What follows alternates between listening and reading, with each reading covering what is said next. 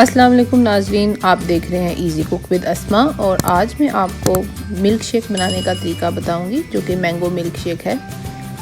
इसके लिए हमें 1 अदद आम चाहिए, 1 कप दूध चाहिए और 1 टेबल स्पून हमें साथ में शुगर चाहिए, चीनी चाहिए।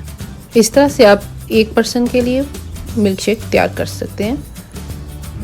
चीनी डालने के बाद हम इसमें दूध डाल देंगे और इसके बाद हम इसे ब्लेंड कर लेंगे। आप ब्लेंडर जग भी यूज़ कर सकते हैं, चॉपर की बजाय ब्लेंडर जग बेस्ट है, आप उसमें यूज़ करें। इस तरह से 1 कप डालने से तकरीबन 2 कप के करीब मिल्क शेक तैयार होता है। अगर आपने 4 ग्लास बनाने हो तो 2 ग्लास दूध डालेंगे और आम भी आप उसकी क्वांटिटी बढ़ा सकते हैं। तो इस तरह मिल्क शेक की आप डबल क्वांटिटी कर सकते हैं। अभी मैं इसे ठंडा करने के लिए बर्फ़ डाल रही हूँ और बर्फ़ डाल के ठंडा करके सर्व करेंगे। गर्मियों में आम के सीज़न में मैंगो मिल्क शेक नाश्ते में बच्चों को बड़ों को बहुत अच्छा लगता है। आप भी ट्राई करें।